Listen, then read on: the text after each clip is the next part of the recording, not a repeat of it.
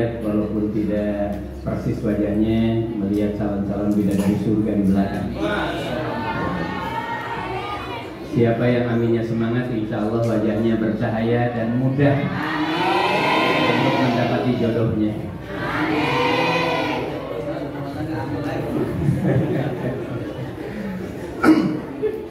Bismillahirrahmanirrahim. Adik-adik paling 15 menit. Bersemangat ya. Bismillahirrahmanirrahim.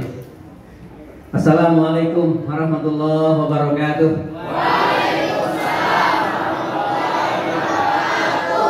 Alhamdulillahil jabbaril azim alladzi 'allama bil qalam 'allamal insan ma lam ya'lam. Alhamdulillah. Allahumma sholli wa sallim wa barik ala Rasulillah wa ala alihi wa ashabihi ajma'in. Amma ba'd. Ustaz Abdurrahman, Ustaz Hidayatullah, Ustaz Sarif, Ustaz Hakim, Ustaz Hadi, Ustaz Ananda, Ustaz Hadi, siapa lagi? Ustaz Susilo, Ustaz Furqan dan semuanya, saudara yang lain, ya, masya Allah. Pak Kiai ini, masya Allah, dari IMS dan khusus dari SAR Hidayatullah Nasional, Ustaz Rizky didatangkan khusus untuk menjadi pilot dari Balikpapan, khusus bayangkan ini supaya ada sambungan energi dari Sekolah Tinggi Ilmu Hidayatullah Balikpapan. Ya. Alhamdulillah, mudah-mudahan tidak salah. Ali bin Abi Thalib, biarkan, kata beliau, biarkan angin berhembus keras menerpa pohon dan biarkan dia bukan untuk menggoyang daun. Itu kata Ali. Biarkan angin menghembus keras menerpa sebuah pohon dan bukan untuk menggoyangkan daun, tapi untuk mengetahui seberapa kuat akar yang menghunjam di dalamnya. Luar biasa. Kencang sekali angin, goyang, kemudian yang kita lihat goyangnya, yang kita lihat jatuh kemudian daun-daunannya. Tapi Ali bin Abi Thalib mengatakan, biarkan dia menerpa sebuah pohon, tapi ketahuilah dia bukan untuk menguji keadaan dan kekuatan daun yang ada di dalam pohon itu, tapi untuk mengetahui seberapa kuat daya tahan dari akar yang ada dan menghunjam di dalam tanah. Saya renungi tadi itu, karena pas tadi pagi Ustaz, jam 7 saya masih di Depok, ke Cipinang dulu di Depok. Ada ilmu yang begitu indah ditulis begitu besar di rumah Ustaz Tasrif Amin. Ya, saya bilang masya Allah. Tulis di situ, tulisannya Ali bin Abi Thalib tadi. Ya, sepanjang jalan saya mencoba merekam. Oh, anak hebat bukan karena SMA-nya hebat. Wajah cemerlang dan strongnya kuat, menatap tajam dengan optimis. Itu bukan karena dia dilatih waktu SMP.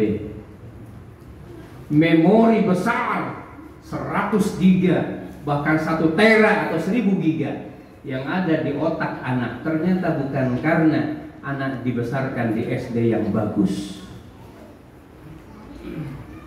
Strong mata yang membuat dia berani, yang menatap orang kemudian tidak berkedip, ternyata bukan karena dia dilatih karateka atau cimande dengan jurus yang paling kuat dan hebat. Bukan semua. Subhanallah. Anak yang selalu matanya ditatap tajam, tapi dengan senyuman yang lebar, maka stromatanya akan ngikat pada sinapsis otak, dan sinapsis otak berkembang, menguat, kemudian membuat memori bertambah kuat. Jadi kalau hari ini ada anak kecil menghafal Quran, ya kalau satu biasa. Tapi kalau 100 tabi'in, belum lagi usia 5 tahun, tapi kemudian kenikmatannya ketika dibacakan ayat Al-Quran, dan umur 7 tahun ketika dibacakan Al-Quran, seperti dia menyetel kepada kaset-kaset yang di dalamnya sudah ada rekaman. Bukan hanya Imam Syafi'i yang 7 tahun kemudian berusia dia mendapati hafalan Al-Quran mungkin. Bukan hanya Said Qutb di usia 9 tahun kemudian sudah menghafal Quran, bisa dibalik dari bawah sampai ke atas untuk setiap surat. Tapi ratusan tabi'in, Ibnu Al-Batani, di belakangnya ada ratusan kemudian anak-anak yang belajar matematika tapi semuanya menghafal Quran.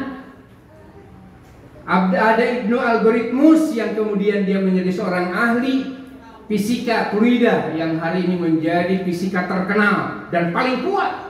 Ternyata dia juga seorang guru fisika atau guru ilmu alam. Di belakang muridnya juga puluhan anak-anak kecil yang menghafal Quran. Tidak ada sekolah tahfidz Quran ketika itu, tidak ada. Tapi gendongan ibu di waktu kecil. Subhanallah. Tatapan mata ayah yang melebarkannya dengan senyuman yang sekuat-kuatnya, tidak ngomong tapi menjadi ribuan kata positif yang membuat anak punya memori panjang dan kuat. Anak generasi milenial yang akan menghadapi akhir zaman nanti bukan mereka yang hari ini bisa memainkan gitar, bukan hari ini mereka yang bisa memainkan digital. Mereka yang akan tahan banting dan tangguh. Mereka yang hari ini dibesarkan dengan energi positif dari pangkuan tangan sebagai sekolahnya dan tatapan suaminya yang akan menjadi madrasah dinding-dinding cahayanya. Ada yang 7 hari, ada yang 21 hari, ada yang 14 hari, lepas hari-harinya, tapi kemudian mengistimbatkan kepada sunnah Rasulullah SAW. Sekecil itu anak sudah dikenalkan dengan syariat namanya akikah. Memang yang ada dalam ayat terkait dengan akikah secara khusus itu di dalam Quran surat Al-Imran. Ada keluarganya Nabi Nuh, ada keluarganya Nabi Adam, ada keluarganya Nabi Ibrahim, dan ada keluarga Imran yang bukan Nabi tapi disejajarkan dengan Nabi dalam Al-Quran. Mengapa? Karena baru dalam kehamilannya sudah diniatkan, Ustaz Hidayatullah, saya siapkan anak yang ada dalam mafi batni, yang ada di dalam perutku ini. Kata istri dari Imran. Maka lahirlah Maryam. Ketika Maryam hadir, apa yang dikatakan? Inni u'idzuha bika wa dzurriyyataha minasyaitonir rajim. Allahu akbar. Ya. Jadi jangan anggap enteng yang namanya akikah, jangan anggap enteng yang namanya tasmiyah, jangan anggap enteng yang namanya cukur rambut. Dia bukan tradisi, dia bukan kultur, dia syariat. Yang setiap doanya kemudian mengaminkannya kembali kepada orang yang mengaminkannya. Subhanallah. Saya sering mengatakan, bahkan cuman ini tidak ada ilmu statistik non parametriknya, tidak ada. Ya. Kalau ada anak yang sulit betul diatur,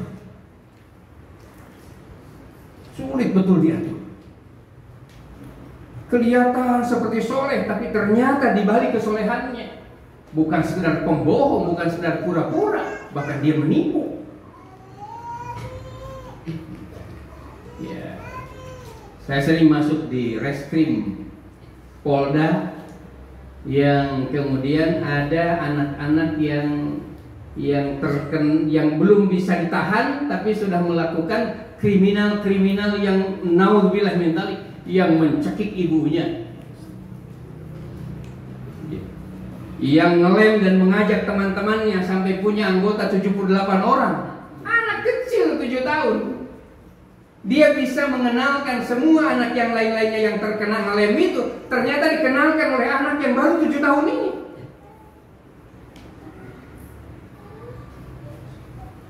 Anak-anak yang agak besar, yang SMP bahkan ada, ternyata sang gurunya yang mengajarkan dan menawarkan itu barang. Umur 7 tahun, antara percaya dengan tidak. Dan jumlahnya Masya Allah, anak-anak yang masuk dalam kriminal yang berat ini. Reskrim khusus karena belum bisa ditahan. Mau diapain ini darah dagingnya? Terus saya ditanya sama Pak Kapolda, ini sebenarnya dilahirkan dari rahim manusia saja kah? Gagah, hidungnya tetap bagus, matanya tetap bagus, rambutnya normal, tinggi badannya juga kemudian simetris. Wow, saya katakan sambil berkaca kan bilang, ini mau diapakan Ustaz? Saya katakan, jangan-jangan Pak Kapolda, ini anak tidak pernah diakikah, masih tergadai.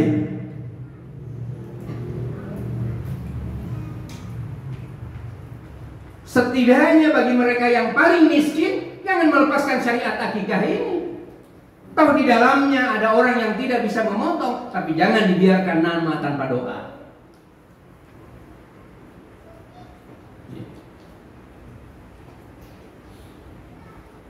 Oh, ini laki-laki ini gagahnya luar biasa, pintarnya, bahkan katanya manajer, tapi sama istrinya menunjuk dalam kondisi yang mengenaskan. Kadang mau memukul seperti orang yang mau mematikan istrinya sendiri, marah kalap seperti tidak ada batasnya. Saya sering bilang, jangan-jangan bapak ini dulu waktu kecil tidak diakikah. Akikah, tasmiyah, bagi mereka yang tidak punya kan tidak harus motong. Tapi jangan biarkan nama itu menggelinding, hanya tahu-taunya sudah di akta kelahiran. Tidak ada orang yang mempersaksikan, tidak ada orang soleh yang kemudian membawa namanya menjadi doa. Nama dari 4 anak yang dilahirkan dari rahim yang suci ini, saya yakin nama ini kemudian terbentang, namanya nanti akan menjadi panggilan yang enak. Jangan membuat nama panjang tapi kemudian panggilannya jelek. Maaf, mungkin ada yang tahu di tempat ini ibu atau bapak. Di seberang sana, oh namanya bagus betul, Nasrullah. Mohon maaf kalau ini saya sebut, tapi saya tidak sebutkan di mana beliau berada. Tapi panggilannya apa? Nasrullah, panggilannya Acoy. Acoy, Bang Acoy, Bang Acoy. Pasti ada yang tahu di mana ini. Ustazah Fitriana tahu? Nah, tapi jangan dibilang-bilang. Ada ini, saya katakan ada. Namanya bagus betul, Nasrullah. Tapi kenapa kemudian panggilannya jadi seperti itu?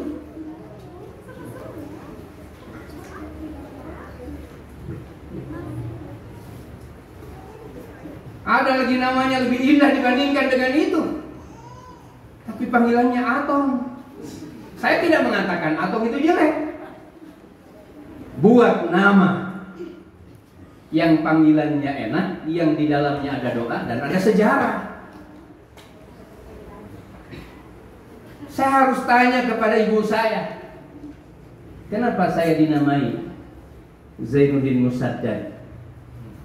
Oh, baru dia ceritakan siapa itu Zainuddin yang memberi nama itu. Siapa itu Musaddad yang kemudian namanya dipindahkan kepada nama panggilan kedua. Itu saya bertanya sesudah di Hidayatullah Balikpapan, usia sudah mau punya anak pertama. Bagaimana cara memberi nama yang sesungguhnya? Ternyata dalam nama ada doa, dalam nama ada panggilan, dalam nama ada sejarah, dalam nama ada orang yang mempersaksikan siapa ketika itu yang mendoakan saya. Hari ini keempat-empatnya tadi didoakan oleh siapa? Sahabat-sahabatnya, orang-orang soleh yang tidak pernah meninggalkan sholat berjamaah. Mereka yang sholat malamnya dilalui dengan tenang dan khusyuk. Di depannya kemudian ada ibu-ibu yang satu pun tidak kelihatan, satu lembar pun kemudian rambutnya. Persaksikan nanti. Kenapa diberi nama Raja? Muhammad Raja ujungnya. Saya sudah curiga, ini nama kakeknya. Ini guru saya yang di usia 70 tahun tidak pernah mundur menghadapi keadaan apapun juga.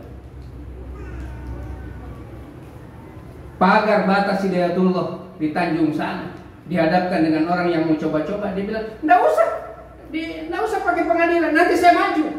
Kalau ada yang berani maju dengan saya, ketika itu tahun 93 atau 94. Kalau ada orang yang berani maju dengan saya, ambil ini. Dilemparkan itu. Ambil ini. Saya ambil satu. Padahal usia sudah 70-an, Pak. Nah, ini cucunya tadi diberikan namanya. Cucunya Muhammad Raja. Sejarah.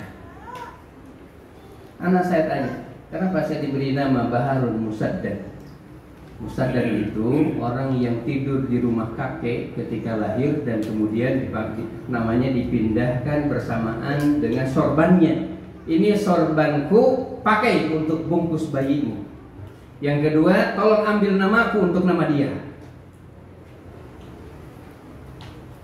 Subhanallah, cerita itu luar biasa heroisnya bagi saya. Ternyata saya tidak disiapkan untuk menjadi arsitek, saya tidak disiapkan menjadi karyawan PLN, saya tidak disiapkan untuk menjadi pegawai negeri. Ternyata saya disiapkan nama. Dia tanya ke saya, kenapa nama saya, Pak? Baru. Anak saya yang pertama. Saya katakan, ada Ustadz Bahrun Amin Bahrun. Kenal namanya? Kenal kan? Belum lagi SK datang untuk ke Irian Jaya, belum ada SK. Dia katakan, saya tidak pernah punya baju lebih dari 3 setel. Kalau ada pejabat, saya pakai. Kalau tidak ada, saya simpan. Selebihnya 2 hanya untuk sholat.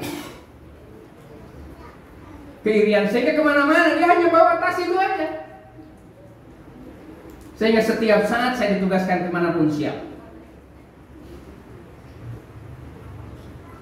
Banyaklah saya ceritakan semuanya ini. Wih, berat betul bah nama itu kalau begitu. Jadi tidak terlalu bagus itu namanya, tapi ini manusia besar yang mati dalam keadaan tidak menyisakan jengkal tanah, tidak menyisakan warisan, bahkan bajunya tidak cukup untuk diwariskan kepada anaknya yang 8. Bajunya hanya 3. Ajlu bi salati qabla al-faut. Dialah orang yang kemudian paling lambat saat azan dia sudah berjalan menuju, saat azan dia sudah berjalan menuju ke masjid.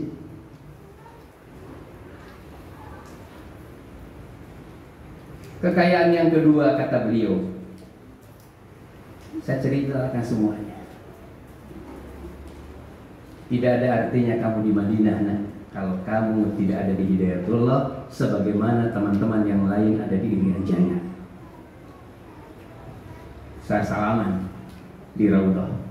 Bismillah, nak ya. Jangan cari perempuan bagaimanapun cantiknya, kalau tidak ada tersembat dalam pikirannya untuk berjuang untuk Islam lewat Hidayatullah. Tidak apa-apa dia bukan sarjana, tapi santri Hidayatullah masih terhormat bagi saya. Allahu Akbar. Saya sampaikan setelah bercerita itu, yang perempuan juga kemudian minta semuanya. Terus kalau saya kok begitu, Ini tentang nama. Makanya nama satu di antara hadiah yang bersejarah. Siapa ibu dan bapak kita dilacak dengan nama.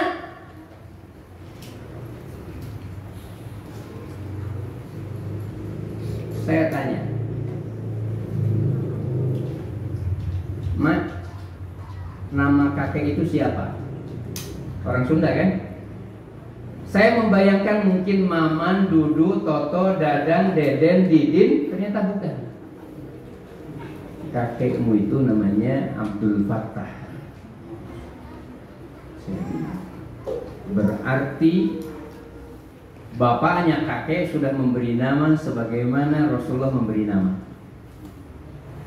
Yang lain belum ada nama-nama seperti itu berjejer. Nana Narundana, Dani Mardani, kan gitu. Ya. Ya. Elis, Popong, Neneng, Imas, kan itu nama-nama. Lacak. Siapa saudara-saudaranya bapak?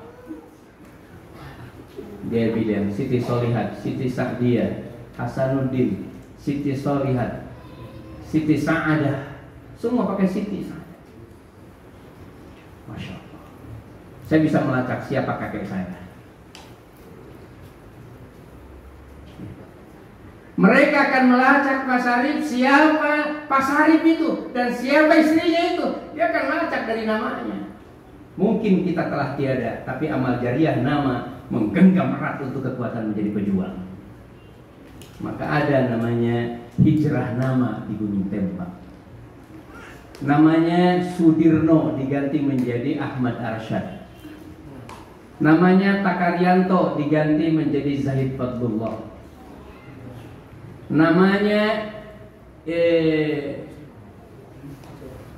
Lesmana itu, yang ada Lesmananya, tukang nyanyi itu, ada Lesmana orang Sunda, ada Lesmananya. Dia, saya tanya namanya, siapa nama antum? Masih santri, baru pertama. Dia bilang ada Lesmananya itu. Kamu dari mana? Indra Lesmana.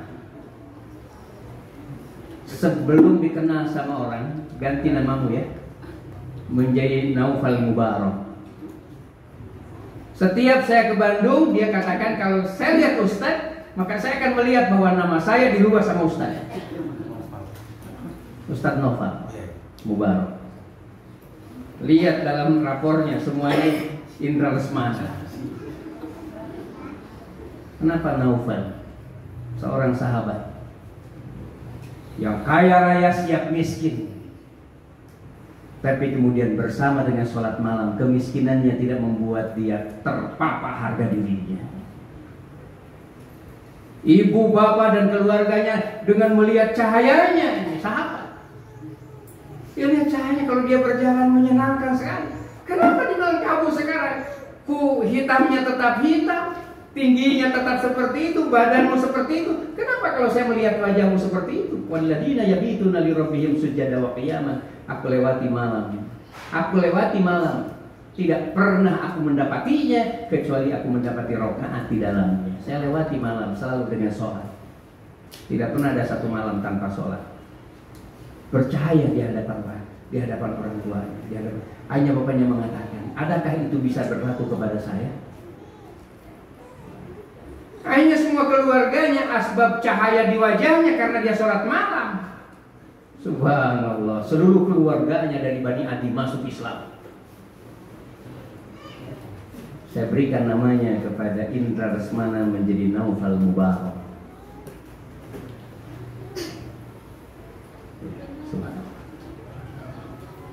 Ustadz Abdullah Said, karena kita masih akan melahirkan ini masalahnya, saya sampaikan ini supaya nanti memberi nama-nama yang berikutnya ya sebagaimana sudah diberikan nama pada hari ini. Ada Asifanya, ada Al-Hadinya, ada Jannatinya. Kalau salah ya tadi ya, dia mendapati petunjuk, dia mendapati ketenangan, layaknya berada dalam surga, tapi dia juga menjadi pengobat dan penawar akhir zaman ya.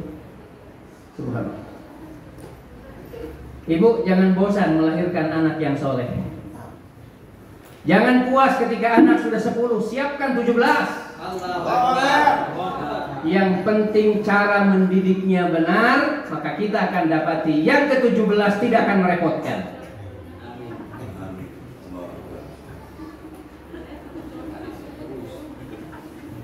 Jangan hanya bapak yang siap.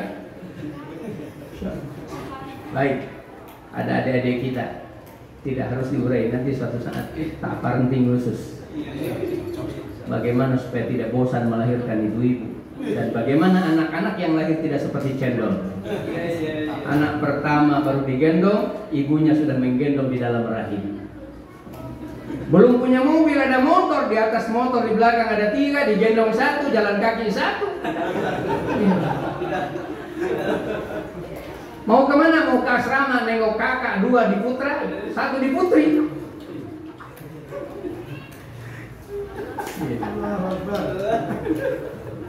Mogok motornya. Bukan karena bannya jelek, memang tidak ada uang bensin.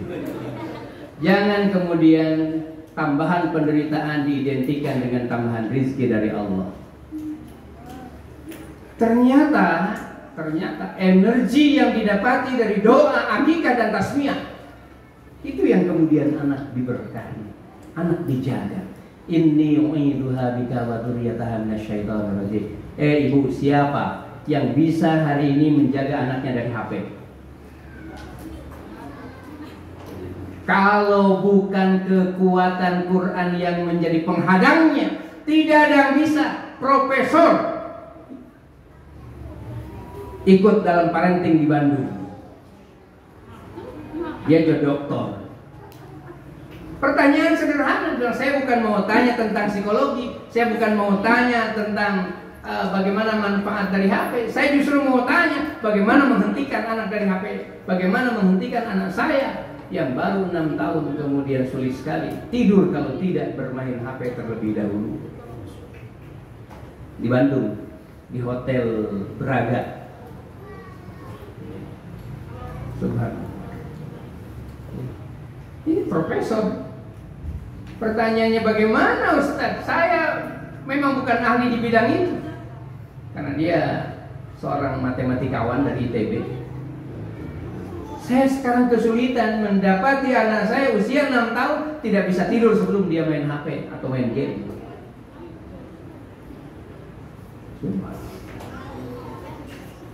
Ya alhamdulillah, walaupun kemudian sederhana jawaban saya, bisa dilakukan. Temui dia ketika mau tidur dengan 2 atau 3 kata.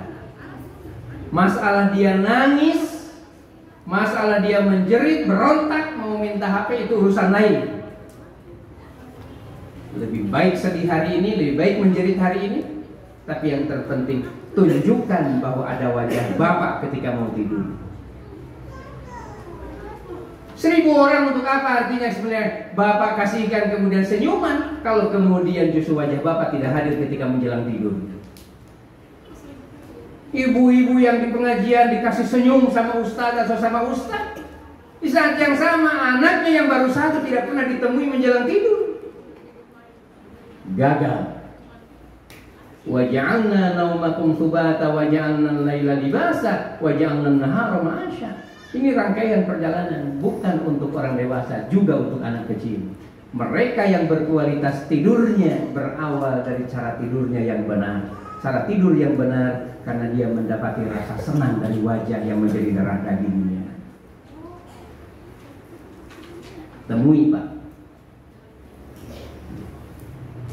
2 kata saja sampaikan, kalau tidak bisa 5 kata.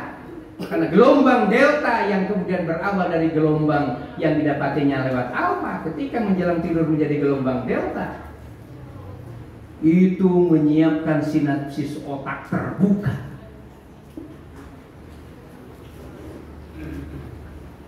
Kenapa dia berteriak? Kenapa dia menjerit waktu tertidur? Dan kemudian ngigau seperti dia dikejar? Karena menjelang tidurnya belum sempat terekam hal-hal yang bersifat positif yang bisa mendelete atau menutupi kemudian memori negatifnya. Coba lihat adik-adik ini, kalau sebelum tidur itu berwudu, sebelum tidur itu kalau tidak bisa berwudu misalkan doa, kalau tidak bisa kemudian kita baca qul huwallahu ahad, atau yang lebih kecil subhanallah, maka adik-adik akan mendapati tidurnya bukan hanya sekedar berkualitas, tapi boleh jadi kemudian mimpi dengan hal-hal yang menyenangkan. Kenapa? Gelombang delta yang terbuka kemudian mau menutup, akhir penutupannya didapati dengan gelombang positif, maka tidur menjadi berkualitas. Kegagalan hari ini seorang bapak bukan gagal dalam usaha, bukan gagal untuk memberikan makan, minum, bahkan kendaraan kepada anak dan istri. Gagal menemui anak ketika menjelang tidur. Salah satu di antaranya. Coba sebut namanya menjelang tidur. Baru kalimatkan yang positif. Sifat cantik, hafal Quran nanti jadi dokter. Sifat, misalkan panggilannya. Nama yang paling merdu pada diri kita pada saat antri adalah nama kita. Capek, sesak, berkeringat, begitu disebut nama kita. Karena itu yang ditunggu. Banyak bapak tidak sempat memanggil namanya anak kita. Coba saja saya salaman. Ya, kasih. Setelah dilihat dulu. Moga antum tambah tangguh. Selamat sore. Yang melewati malam kecuali dengan istighfar dan sholat malam. Bangun pagi gembirakan keluarga dan sapa semua anak. Hadirkan rezeki yang halal dan berkah. Berikan senyum kepada semua orang. Insya Allah wajah antum bercahaya sampai ke dalam hati orang. Saya menyebut namanya sambil bersalaman. Berbeda sekedar bersalaman. Assalamualaikum Ustaz Sari. Dia kenal, saya kenal. Salam. Kayaknya Ustaz kok tidak nyapa-nyapa saya. Gimana kabar Pak Sari? Nggak usah ditambah dulu istri. Bahagiakan dulu sempurna. Misalkan gitu ya. Kalimat itu akan nempel sampai di otak bawah sadar. Kenapa? Karena ketika saya menyampaikannya dalam keadaan otak terbuka dan menyenangkan. Namanya gelombang alfa. Anak bisa menghafal Quran kalau sebelum membaca Quran dia tersenyum dengan Quran. Jangan dibentak anak yang mau menghafal Quran.